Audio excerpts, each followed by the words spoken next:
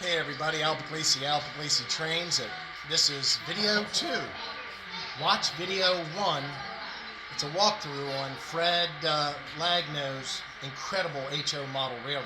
This is video 2, just showing you some trains running.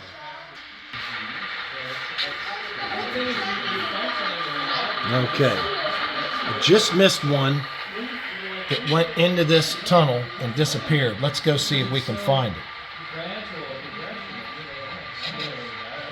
And it left from this area here. Absolutely a superb, beautiful area. Let's go see where it went.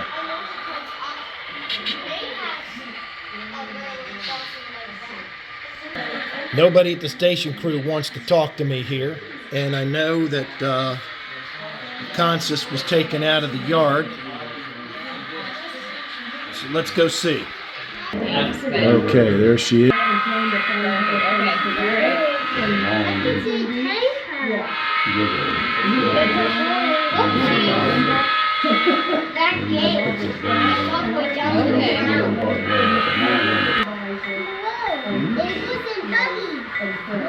Folks, I'm getting the best shots I can.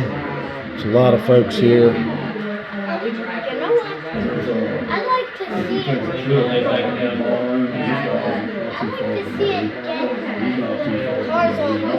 So try and get as best shots as I can for you, given we have a lot of folks down in the room. It's like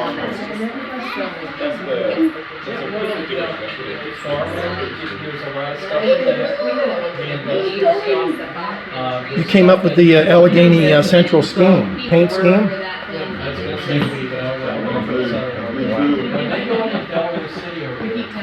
There was a plant there which is closed down. It's called State Court.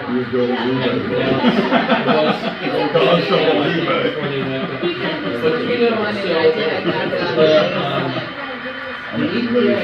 we went ahead and put clay and poured it off and stuff. And there's a thing called the Army Creek, which is right beside the beach and down with that. But what's even worse is there's this large aquifer that goes from Newton all the way down to Washington, and a lot of towns and cities. Where's the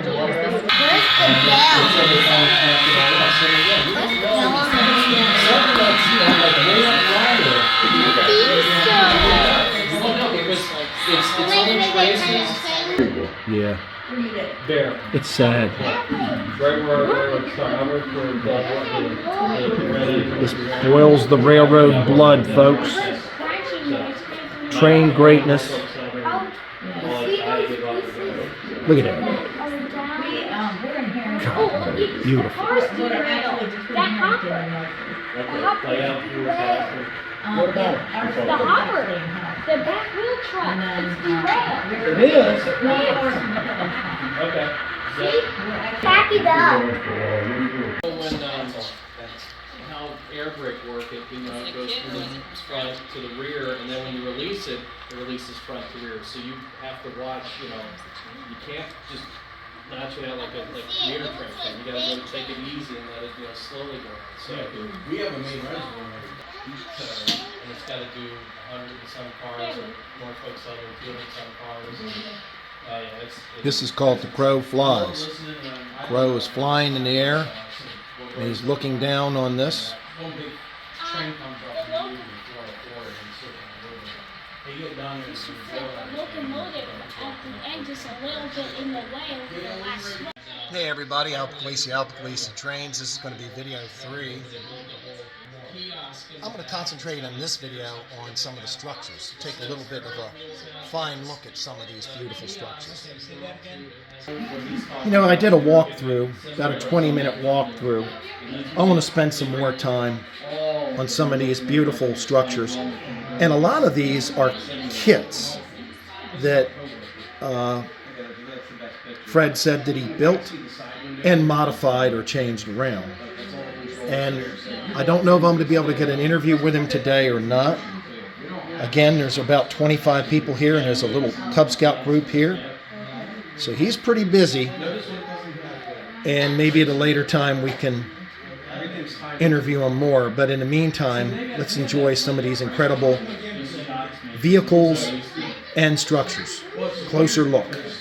It's this beautiful little station here. See if I can get you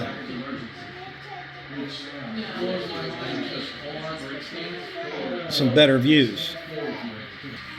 It's a typical pink or salmon-like house back there. Blends into the backdrop. I like the way he took this Walther's gas station. This is really a plastic kit. And the way he weathered this thing, he really made it look like it was cast almost like a plaster kit, with the texture of it. Very, very well done. Paying a little more attention to some of these structures.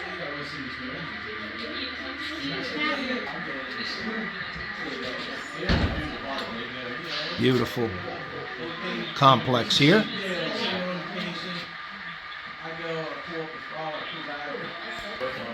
On the walkthrough, I walked by this house, folks, and then when I came back and it caught the front, the glimpse of the colors of the aqua and the whites and the grays, absolutely magnificent. Scratch built. Go some Bud cars.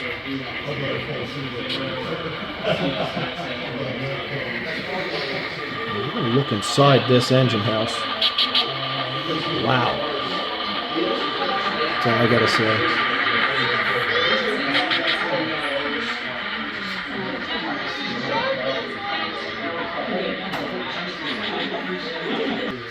This isn't a structure, but it could be, because here you're looking at a diesel.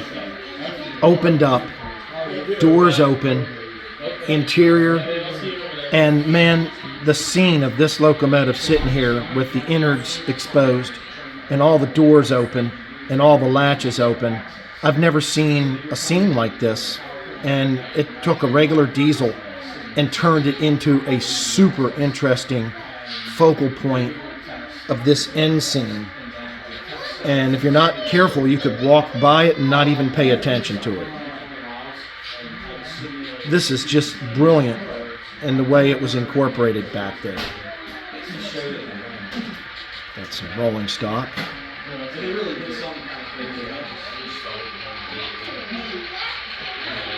Beautiful.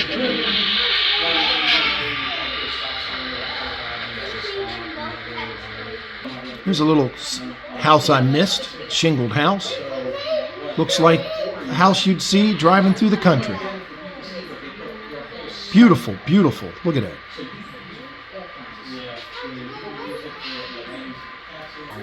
The interiors on these barbershop. You see people waiting to get a haircut. Liquor and wine.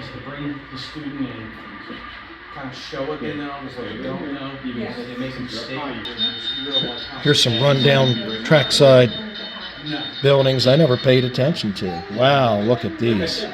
For example, I do probably one of the most important ones that I do. That little station. You go in a penalty, it says, remember, you know what's happening. Yeah.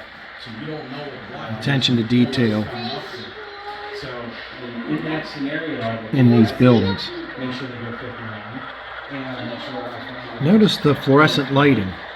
the best part is to come out of There's a maple syrup factory back here, folks. And what's fascinating about this maple syrup factory is it smells like maple syrup. If you look carefully, the smoke coming out of the stack. This is scented smoke. You can buy these smokes, chocolate scented, maple scented, mint scented, you name it scented. And it just so happens that this is maple syrup scented. And the whole layout room right now has a wonderful smell of maple syrup. And of course you can shut it off and in 5 minutes it'll be gone, but just an absolute incredible way to presentate a diorama or a scene. With Fred Lagno, and there's a lot of visitors here, so we're not going to ask you a million questions, but you've got a really interesting story about our friend Howard Zane. So I'm going to get out of the camera and let Fred tell you about it.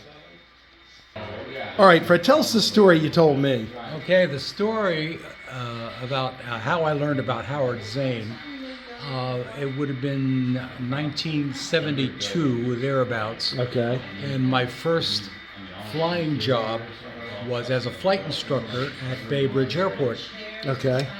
And while I was there, I heard this story about this larger-than-life character who went out and stole airplanes. Right.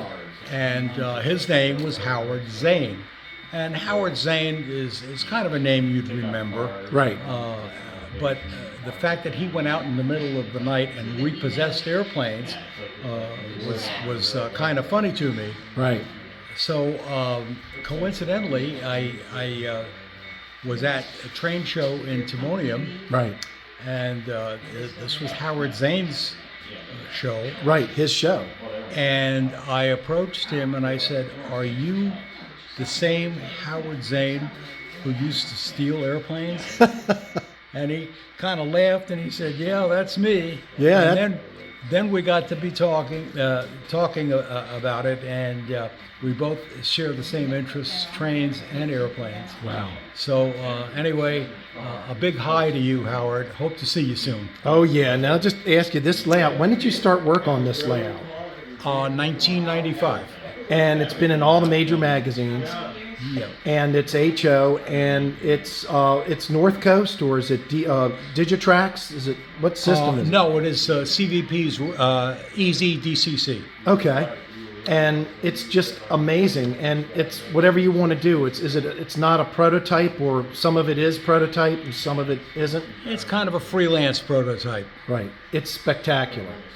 And folks, all I got to say is thanks for letting me see your layout, Fred, and thanks for letting me put it on my channel. And we'll say hi to Howard. Howard, I hope you get a kick out of the story here. And thanks for watching. Thanks so much. Thank you. Folks, thanks for watching this video. This concludes the structures. Just taking a look at them. Again, please check out my initial video, the walkthrough, and a part 2 video of running some trains. And this is the part 3, just a closer look at some of the structures and some of the absolutely exquisite weathering and workmanship on this layout. Please consider subscribing to my channel, folks. It greatly helps promote it. And that's, the more subscribers, the more YouTube pushes it out there. So hit that subscribe button. It doesn't cost a dime. And it greatly helps us so that I can keep bringing videos to you in the future. Thanks so much.